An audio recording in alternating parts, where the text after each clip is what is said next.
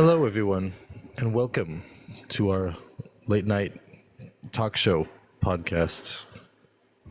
Today, we have a very exciting show for you tonight. We're going to talk about the daily Torah portion, which is the main current events in the world, because all of the current events in the entire universe are being created from the Torah, and specifically from the specific aspects of the Torah that the Jewish people are learning during this time of year, which is the beginning of the book of Deuteronomy. And then, hopefully, with the Creator's help, we'll talk about the daily Tanya cycle, which is the foundational Hasidic philosophy book written by the founder of Chabad in the late 1700s. Foundational Hasidic philosophy book written by the founder of Chabad in the late 1700s, which talks about the greatness of what's called tzedakah, commonly translated as charity, but as we'll hopefully explain, it really means just like doing the right thing, that which is expected from us, to give to the less needy.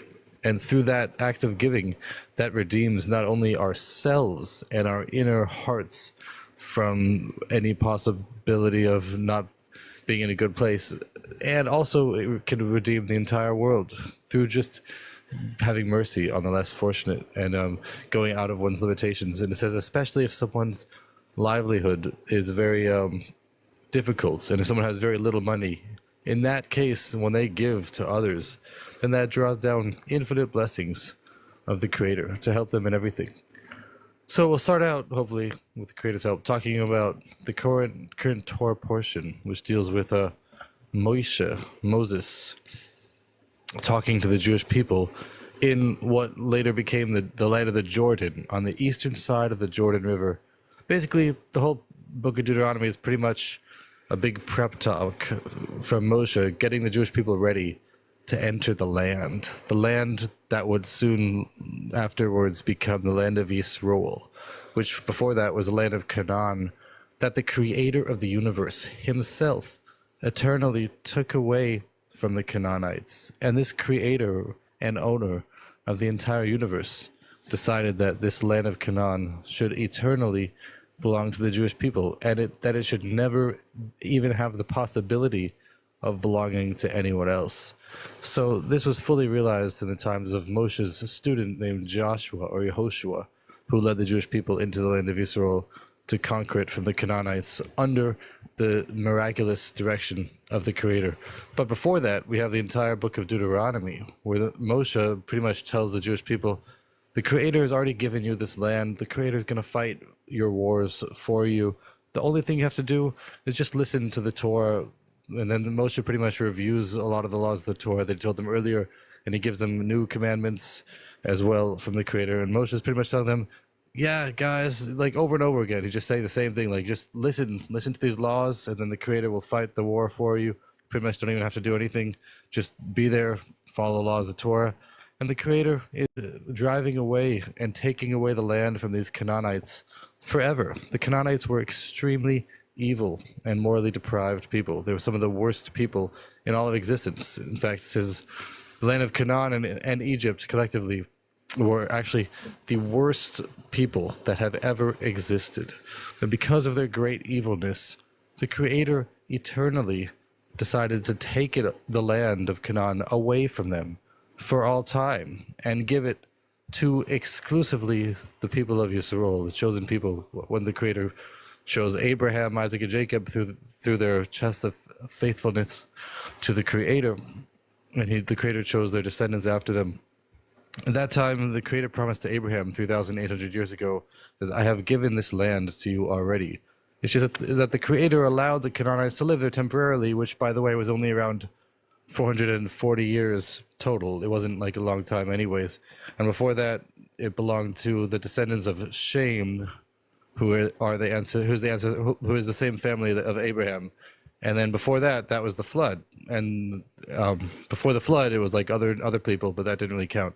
But after the flood, it says Noah made a lottery to divide up the entire world between his three sons. And the land of that would later become the land of Yisrael made a lottery to divide up the entire world between his three sons.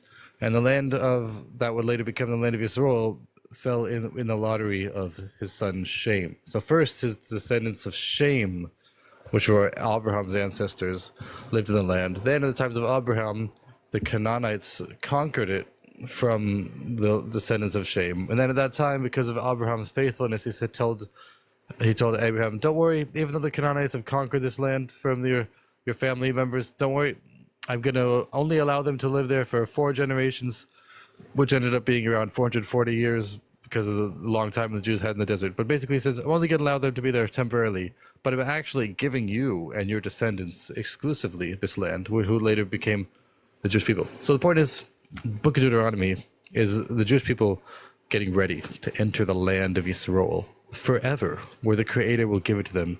And it's essentially just a very long speech of Moshe telling the Jewish people about how they're about to go into the land, the Creator's fighting for them, etc., etc.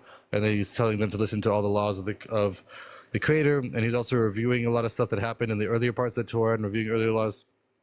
So, long story short, in this specific part of the Torah portion, which is Deuteronomy chapter 4, verses, I think 41 and on, around that time. It's basically every day of the week, every Torah portion the Jewish people read every week. They read on Saturdays.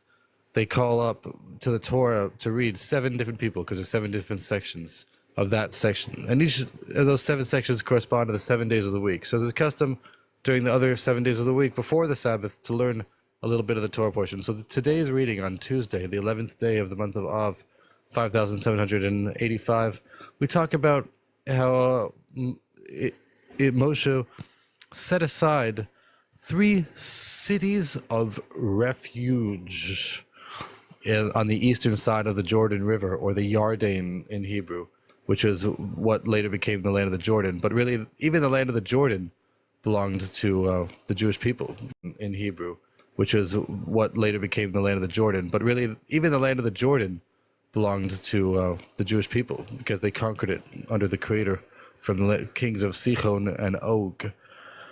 The point is, there's this concept of a city of refuge that the Creator told us about. It's a technical, legal phenomenon. For example, if someone accidentally kills another person, then under biblical law, they're not executed. If someone intentionally kills another person, another innocent person, then if there's witnesses and a warning, then the punishment is like execution, pretty much. But what if someone accidentally kills another person? What should be the proper punishment for that? So under biblical law, the Torah instructed the Jewish people to have the person, if it's found that it's proven that it's like accidental through a court hearing determining that it's accidental, then what happens is that the person who did the killing accidentally should be exiled to a very specific type of city that has like teachers and stuff, so he could learn, so he could try to repent from his ways and learn good stuff. It has the city has all kinds of teachers of Torah and all kinds of stuff he could do to learn the Torah. But the point is that he's not allowed to leave that city until the death of who's known as the high priest. In Judaism, there's a concept of priests who are the descendants of Moshe's brother, Aharon, who used to work in the Jewish temple, offering animal sacrifices and stuff. And the head of those priests was called the high priest. And his appointment was like a lifetime appointment. So once he's appointed as a high priest, he's always the high priest until he passes away. So the law was that someone who killed someone else accidentally had to be exiled to one of these designated cities, and he had to stay there by law until this high priest would pass away, which could be the next year, it could be several decades later. So the point is, the reason they're called cities of refuge, and why are they called cities of refuge, is because the law is that someone who kills someone accidentally should go to one of these cities. But if they don't go to one of these cities, then it says that one of the close relatives of the person who was killed, according to the Torah, is actually obligated to avenge the blood of his relative. And this relative of the guy who was killed, is actually commanded to try to go and kill the one who accidentally killed him. using any method of killing. So the accidental killer, has to escape from this avenger of the Torah calls him an avenger of blood, essentially the relative of the deceased person, who is supposed to like go after the accidental killer to kill him, to avenge the blood of his relative. So really, it's kind of like a game of tag, because the accidental killer has to just like run away essentially from this avenger, and he has to find the city of refuge. But once he enters the border of the city of refuge, then this avenger of blood is not allowed to harm him at all. But if he takes even one step outside the borders of this city of refuge, then he could be executed without any consequence by the avenger. And the laws talk about, oh, what if there's a tree that's on the exact border of one of the cities of refuge, and the foliage of the tree extends both before and after the border? Then there's a lot of intense laws about if the foliage of the tree extends both before and after the border. Then there's a lot of intense laws about if the foliage extends the border. If it doesn't, I'm not going to spoil the surprise for you. You could look it up. But there's a lot of intense laws. The point is that he has to be, this guy who accidentally kills someone has to be exactly within the borders of one of these designated cities of refuge. So for a long time, there was only 6 cities of refuge for hundreds of years that the Jewish people were in Israel. And only when the Messiah comes, it says later in the Torah that the Creator is going to add 3 additional cities when the Messiah comes, because it's going to be in more expanded land of Yisrael, etc.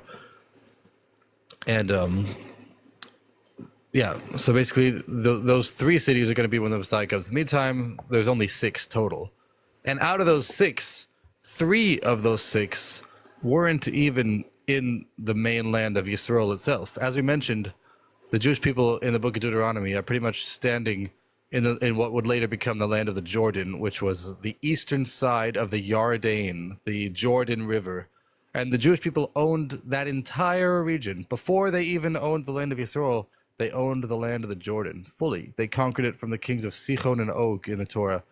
And this is where they were standing now. And it says, Moshe is basically telling them like the past events that happened to them in the book of Numbers. And Moshe is saying, oh, that time, Moshe, after the Jewish people conquered the land that would later become the Jordan, but it's called just like the eastern side of the Jordan River. After the Jewish people conquered that land from the 2 kings, then Moshe took 3 cities out of that entire landmass area, and he designated those 3 cities as 3 of the cities of refuge, which means that once he designated them as cities, then any accidental killer can go within the borders of those cities and be saved from the avenger of blood.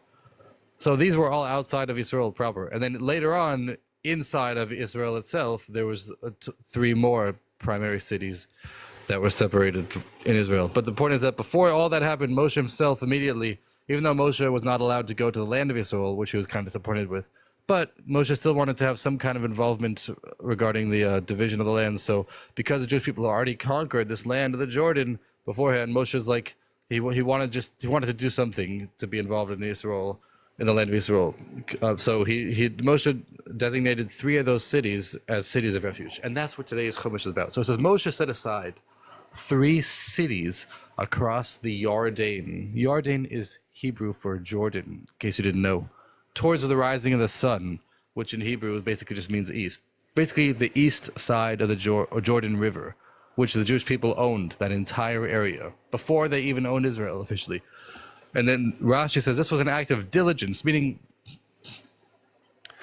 these 3 cities of refuge only have legal status once all of the cities are established, meaning like once they already have the 6 cities, the 3 in Israel and the 3 outside of Israel, only then would any of them start to actually mean anything. So technically, they could have just waited until Joshua conquered the entire land, and after that, they could have just separated the cities or designated the cities later. But Moshe's like, no, I want to do something about the land. So Moshe, even before these cities would have any legal status, Moshe right away just designated cities. These cities will later become cities of refuge. It was an act of diligence fulfilling a mitzvah, even before it was fully required, because it was only required to designate these cities after the Jewish people would fully conquer the land of Canaan, but not before. But Moshe wanted to do it anyway because he was a good guy that likes doing stuff early. Hello, Couch Commander Interesting name. Oh, he left. That was quick. Very quick question Hello. answer. Hello, Howie. How are you? Yo, What's your full name? Howie2468. Hello. Hi. How's it going? What's up? So are you like a rabbi or something? Am I a rabbi or something? I'm definitely something, at least. Okay, so you're practicing. I don't even know if I can say the word anymore, for I'll get in trouble. Okay. Well, let me know what you want me to Is you, answer. whenever I see your name, I feel like I think of autism. Autism. Okay. Well, the word is Awtsmoos, which refers to the essence of the creator. Do you have a question or something, or just want to hang out? Do you feel like you commonly disconnect from reality, or is it just when you pray? Commonly what? Like, do you feel like you feel the reality, or is it just when you pray? Commonly what? Like, do you feel like you feel the essence of the creator when you pray, or do you feel other essences whenever you're just like walking around enjoying life? That's a good question. The creator is pretty much found Shalom. in everything. So ultimately, praying is one time. Also, when doing commandments of the creator. Question: the creator is pretty much found in everything. So ultimately, praying is one time. Also, when doing commandments of the creator, that's another time. So yeah. Anyway, we're talking about the daily Torah portion that the Jewish people are reading about when the Jewish people were about to conquer of Yisroel from the Canaanites forever. They first conquered the Jordan land. The Jewish people used to own the entire role from the Canaanites forever. They first conquered the Jordan land. The Jewish people used to own the entire Jordan region before they owned Israel. And at that time, Moshe was basically designated 3 of those cities to be very special cities that would have different stuff going on later on. But that's what this Torah portion is about today. Why do we need to own anything? Why do we need to own anything? I'm not sure what you're asking exactly. Like, why do we need to own the most religious place in the world? Who's we? What? Who's we? And who needs to own what? Okay, let's say I'm not Jewish. I mean, I am Jewish, but let's just say I'm not. Why do we need to own a place that everybody feels connected to in a holy way? Why do we need to own a place that everyone feels connected to as a holy land? I mean, why do we need to own and why do we need to exist at all? This is the land that the Creator decided should eternally belong to the Jewish people. So if the Jewish people were to give it away to other people that have no connection to it, then that would be stealing from the Creator. It's not our decision to own the land. It's the Creator's decision to make the land belong to us exclusively, forever. It's only for the Jewish people. As an ownership, yeah. I mean, other people who... Hi, what's up, forever? How are you doing? Do you speak English? Yeah, Hello? I do. Hello, hello. I'm Israeli, born and raised. And, Hi, nice to meet you. Want to Nice introduce to meet yourself? you too. Hello. Have we met? I can't remember if we met. I seen you around in the comments, I think. She's kind of Probably. evil. What's up? Do you have any questions? She believes in like subhumans. Do I believe in what? I feel like, religion is good, but it can make you a very hateful person. Anything could leave anyone a hateful person if they're a hateful person. I mean, it depends how we approach anything. But the Torah is the ultimate compassion and ultimate truth. The problem with believing that religion is truthful is that you can't quantify it. So it's basically the most dominant person. Can't quantify it. I'm not sure. The Torah is already quantified from the Creator, who is the ultimate truth. And everything in the Torah is the ultimate state of truth. It's already quantified. We don't need to quantify it. The Creator already quantified it for us. I've talked to the Creator, right? But he says everything completely different than you say it. What do you mean? The way we follow the Creator is not just what the Creator tells us personally, but it's based on the laws that the Creator gave to Moshe 3,336 years ago. And those laws were passed down through an unbroken chain of tradition from millions of people to millions of people under the direction of the Creator through the authority of the rabbis the whole time. So anyone, even if Is someone it the like rabbis talks or to is the it the Creator creator? and hears the Creator talk back, none of that has any legal meaning when it comes to the actual Torah laws. Only the Torah laws are what the Creator wants us to follow. People could have anyway. So we're talking about the current Torah portion, where we're talking about the concept of the cities of refuge that Moshe established in the land of the Jordan, which was before the Jewish people were given the land of Canaan fully. They were about to go in Canaan to make it established in the land of the Jordan, which was before the Jewish people were given the land of Canaan fully. They were about to go in Canaan to make it the land of Israel forever. But before that, they conquered the land of Jordan under the Creator through lots of miracles as well. And in that land, the Jewish people own that entire region on the eastern side of the Jordan River. And this is in the entire book of Deuteronomy, where the Jewish people were. And Moshe was giving them a speech telling them, you're about to go into the land, conquer it. Just listen to these commandments I'm telling you. And then Moshe is pretty much telling them a bunch of stuff that already happened to them, kind of like as a review to get them ready to go into the land of Israel forever. And one of these things is called a city of refuge, which is someone accidentally kills another person. Then the punishment is that they have to be exiled to a specific city that has all kinds of teachers of Torah and other stuff in it, but they're not supposed to leave for a long time. And only certain cities have this status. So the point is, even in the land of the Jordan, before the Jewish people went to Israel, Moshe already established these 3 cities. So anyways, that's how this Chumash starts off. Beautiful. Pali, Yes. you are pro Pali. What are you doing here? It's okay. I'm We don't have to Jewish, debate about it. and I am, I do have politics. Yeah, we don't have to discuss I politics. mean, We no, just no, no. talk. I mean, you said it to me. It's okay, it's okay. I remember that you are pro Pali, and you're not a Jew. You said It's fine, that it's fine. We don't have to discuss I'm not politics. a Let's just Jew. talk about לא, other stuff. משקר אבל. Okay. I'm not a Yeah, Jew. let's move on. Let's move on. Okay. Okay. Let's just talk about Torah, only goodness and stuff. Always, always. So yeah, the Torah specifies, like in the land of the Jordan, even before Israel, it specifies exactly what these cities are for us to know. Basically, it says if someone unintentionally strikes another person, then they could go there and live. Because if they would not go there, then one of the close relatives of the one who was accidentally killed, he's actually supposed to avenge the blood of his relative, and he's commanded to go and kill the accidental killer as like an avenger. But if this guy goes to one of these cities of refuge, he's saved.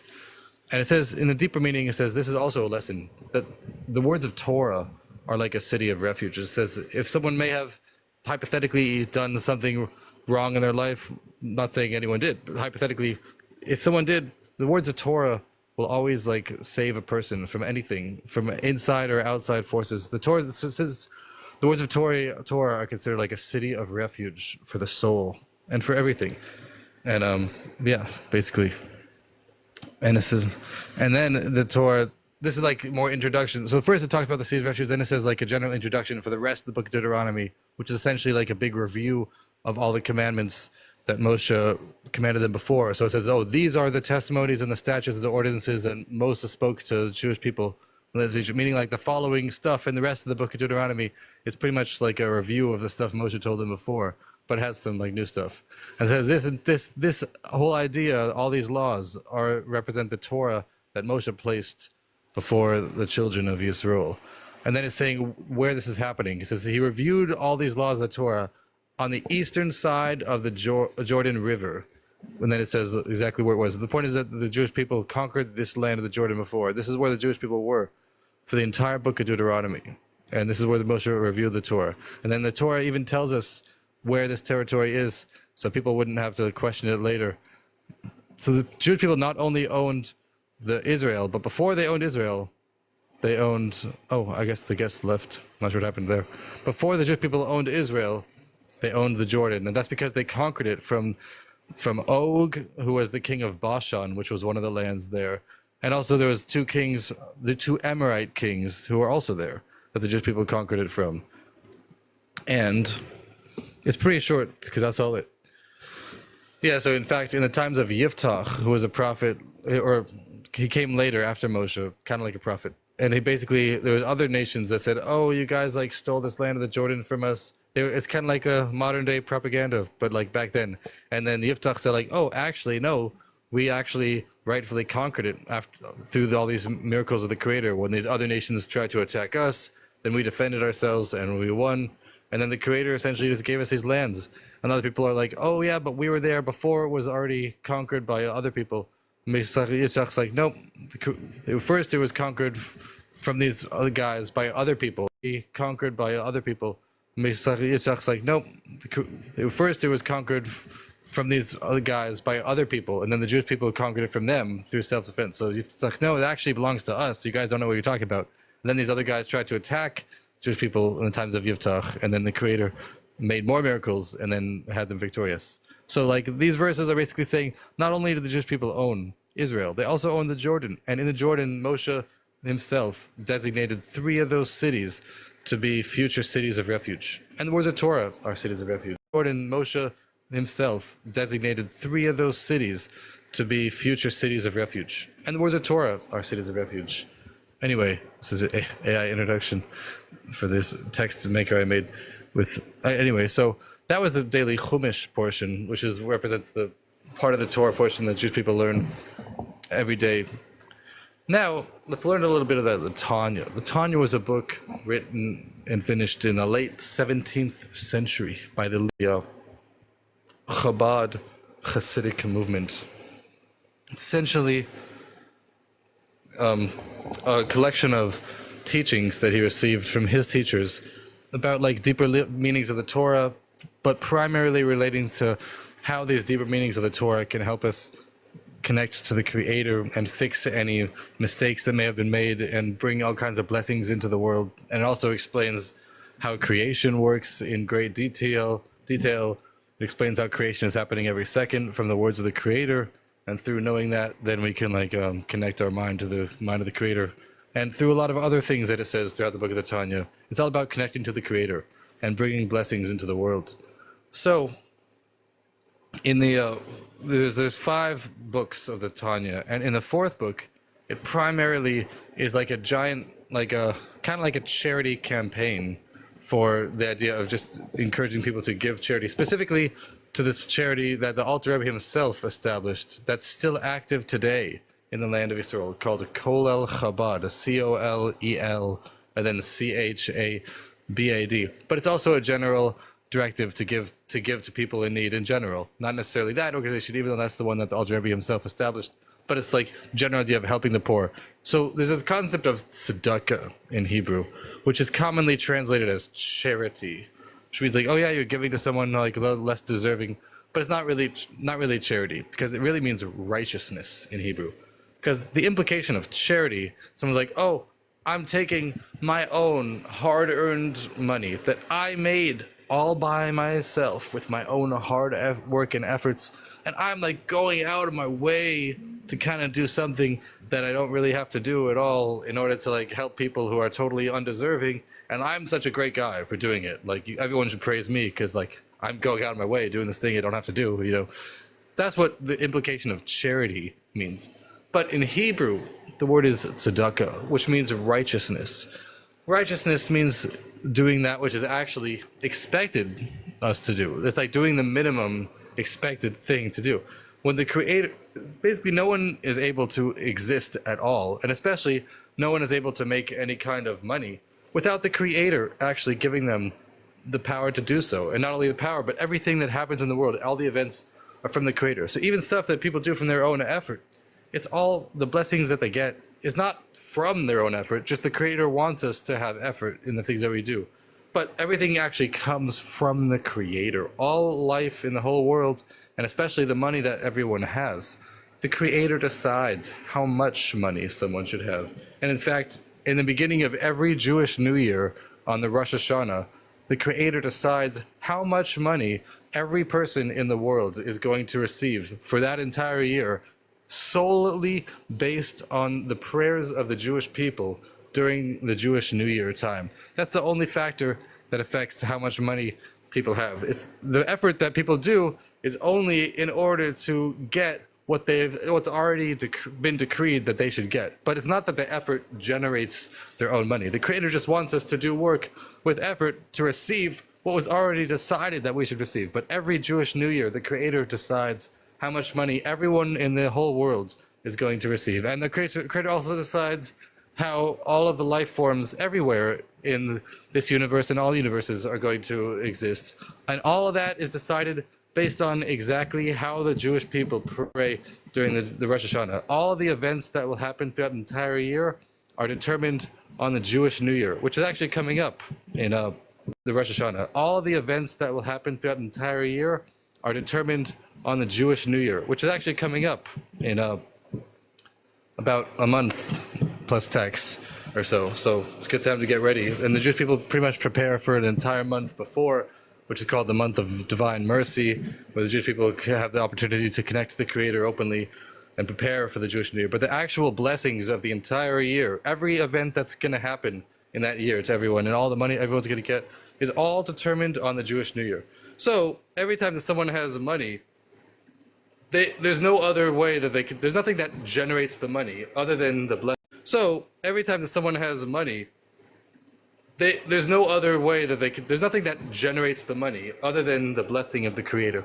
So when the Creator gives us the money, He only gives it to us on the condition that we give at least 10% to those who are in need. Even the people who are in need are also obligated to give 10%. The idea of 10% is like some universal decree for everyone in need. So tzedakah, righteousness, is not like some extra thing. That's just like the bare minimum, the basics of what someone is expected to do. I mean, when it comes to the question of who to give to, then usually the person who giving gets to decide, like actually needs it. And there's different ways of determining that. But the point is, someone might, then the more someone gives, more than the 10%, is also, that brings like even more blessings. So it says when we give to the others, then the Creator gives back to us infinitely more. For example, even though it says the idea that everyone is obligated to give 10%, rich and poor alike, but the idea that when we do that, then it's like, so to speak, metaphorically, the Creator also gives like 10% of Himself to us. But 10% of infinity is infinity. So even though it's still 10%, but it's infinite. So when we give our 10%, then the Creator gives us His 10%, which is infinite. And the more we increase, then the more infinity is increased as well. So the Alter Rebbe starts out today's Tanya portion saying that there's a concept of a divine awakening, which is like a divine energy of blessings that comes from the Creator from above. Whenever we get blessings, it's like a awakening from above, so to speak. Like the Creator's like metaphorically like awakened. The energy of the Creator is like awakened upon the world. That's called an awakening from above that gives blessings to us. So this awakening from above comes from an awakening of below. The Creator decided to set up the world that through the efforts of people in this lowly world, then through our efforts, in commensuration with our efforts, that will draw down the divine blessings. And then it goes through like an analogy, kind of like a rain. In order for rain, it says later that every drop of rainwater that falls down only falls down because 2 drops of water were evaporated from the earth. So this idea of like water first evaporating from the earth and later falling down basically is like an analogy for this divine blessings. Like first we do our own efforts in this world, and then based on in commensuration with our efforts we do, the Creator responds. And this is related to the concept of tzedakah, to giving to those in need. When we give to others, then the Creator gives to us. It says, yeah, this idea of divine benevolence, like the Creator just doing kindness. The Creator wants to do kindness to everyone. It's like the Creator is, so to speak, the ultimate state of kindness, the ultimate kindness. But in order for this kindness to be like revealed to us, the Creator decided that it should be through our own efforts. So we should, like, so to speak, it should look like we deserve the kindness in a certain way, even though really everything is just even the fact that we could even earn this kindness of the Creator, that itself is kindness, because really there's no comparison from infinite to infinity. But the Creator like decided that everything should be based on human efforts.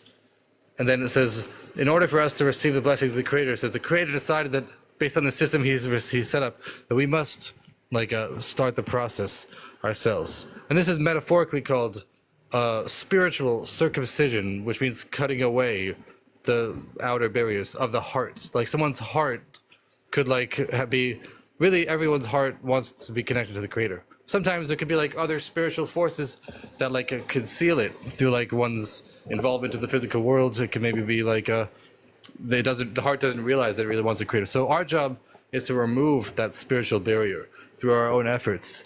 And then it says, the analogy that we mentioned earlier, when it comes to rain, for example, it says, no drop of rain descends from above without two corresponding drops ascending from below. So in order for there to be rain, there has to first be the evaporation of the water of the earth. So too, in order for there to be this divine blessings, metaphorically compared to rain, it first comes from our own divine efforts.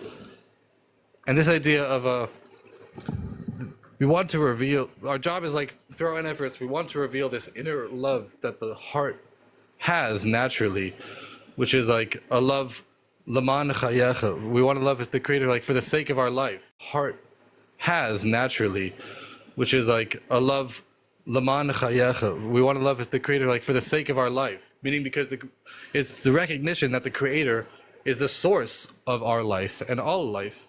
And that's like a natural love that's like built into the heart itself.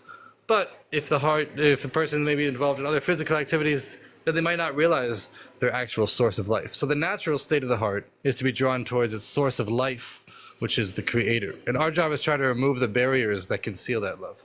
Take away the metaphorical husks or shells or coverings that conceal the innermost nekudas halev in Hebrew, the innermost point, meaning like the main essence and the main driving force of the heart itself, which is to be drawn to the Creator. Our job is simply to remove the things that are blocking that inner love. And then it will automatically shine, essentially. And then trying to understand exactly this AI. This is basically taken from the Daily Tanya portion. I'm trying to understand exactly how the AI explained this. Meaning, like the heart has two corresponding things. There's like it's generally metaphorically called like the right ventricle and the left ventricle, which is like the two souls. One is like a godly soul, and then one is a more animalistic soul drawn to this world. So it says we have to remove all of the obstacles that all the obstacles of the heart. And it says some obstacles might be like actual physical things that the heart is drawn to that have no connection to one's life at all. But even things that do have to do with our life, but they don't have to do with the divine life. They only have to do with the animalistic life. Even those things we're supposed to cut away. So not only are we supposed to cut away damaging things that go against our life, but even things that do go towards our life, but they go towards the animalistic life, that also needs to be cut away, only to reveal the pure love of the Creator. This pure love is in exile, trapped by worldly desires, meaning the love is still there, hidden deep down in the core of the heart, but it's exiled. And in some people, it says they feel like these external things that the heart is drawn to, that does not have to do with the Creator, they feel like those things are like their entire life. But they're not. And they might think that their life is really for the sake of these external pleasures and stuff. But no, that's actually not true. The true life is connection with the Creator. So in order to reveal this hidden love of the Creator, we have to cut away all the external parts of the life. And then how do we do this? It seems like, okay, just do it. But how do we do it? The secret is giving tzedakah, giving to those in need, especially more than we're required to, especially what we are required to, but even more so, even what we're not required to. Giving at least 10% of our hard-earned money. Says when we give our money to those in need, then we're giving our life to those in need. And it says because the money that we earn, especially money that we actually earn from our own hard efforts, that's like our life. When we give our life to those in need, then that takes away the perceived life of the worldly pleasure, meaning let's talk about someone who thinks that the worldly pleasures are their true perceived life of the worldly pleasure, meaning let's talk about someone who thinks that the worldly pleasures are their true life, which is false. So when one gives their actual life, which is invested in the money that they have, then that like takes away the external illusions of life, which is the worldly pleasures of the heart, and that reveals the inner core of the heart. Even more so if you earn it, people just make millions from nothing. If you actually work really hard for the money, then the money is like your life. And then through giving your life to those in need, that brings down all kinds of blessings. And then it says, when you give, then you're truly giving from your actual life itself that you hard earned. And especially not only when you earn the money with your own efforts, but if the money that you have in general is very limited and someone's entire livelihood is very exact, they have almost nothing to eat, you know, all kinds of bills, even then, then their money is like literally their life itself. Now, by giving from your toil with joy, that redeems your soul from the pit, metaphorical pit of like the worldly pleasures of the world, which are bad. And it's because it's impossible that when someone worked for this money, that they didn't involve the innermost point of their heart in that work. Usually when someone does work, the true way to do work is to realize that all the money that someone is supposed to have was decided by the Creator on Rosh Hashanah, on the Jewish New Year. But in order to receive that money, the Creator just wants us to do something. It doesn't really matter what we do, as long as we do like some kind of action to allow that blessings from Rosh Hashanah to go from the spiritual to the physical. So that's why it's always best to like do jobs that we like and enjoy doing, because it doesn't really matter what you do, as long as you do something. But the thing that we do should not involve the effort of one's mind and heart. It should only involve the external aspects of a person, because the action in one's job is not the main thing. The main thing is receiving the blessings of the Creator, and the main thing is making sure that one's job does not conflict or contradict, even in the tiniest way, with any of the laws of the Creator, such that the job should not have any kinds of scams or anything that even remotely goes into like stealing or interrupting one's time that they pray to the Creator. The times of prayer are like the most essential parts of a business. If a business contradicts with someone's prayer, they know that that's not a real business. So the point of a job is not just to make money with your own efforts, because everything comes to the Creator. The point of the job is just to do something in order to receive the amount of money that they were already supposed to have, that which was decreed based on the Jewish New Year. But sometimes some people involve the innermost point of their heart in their work, which they're not really supposed to do.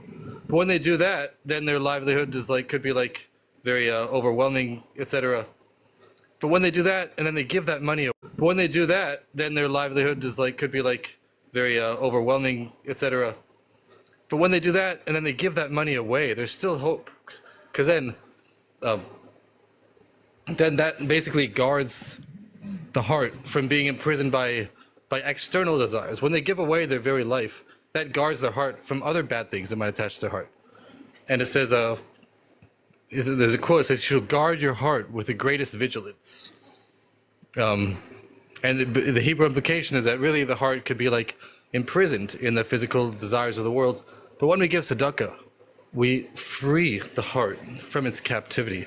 Your heart's, I mean, like when someone is involved, and not only that, but like when someone is involved in their work, when someone involves their innermost heart and being into the livelihood they do, that's like exiling their soul into the work, because they're not really supposed to use their innermost heart when they do work. They're only supposed to do something with like the external level. It says, with the work of your hands, you shall eat with the work of your hands, not the work of your mind and heart and soul. Just the external aspect that's absolutely necessary. But when someone does involve the innermost point of their heart, then that's like putting their entire soul into exile, into the job that they do, which is bad. And your heart's innermost point was in a state of exile and captivity within those shells. And when it's in exile in the job, then it could also be exiled in like other worldly things, which is bad. But there's still hope, as we say. But through tzedakah, through giving to those in need, the heart's core is redeemed from the forces of evil. Through giving to those in need, the heart's core is redeemed from the forces of evil, which is a good thing to happen.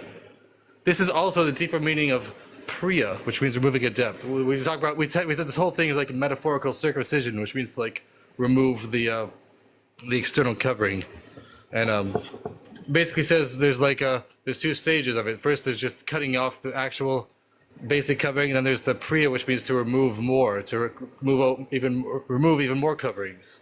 So first, we got to just like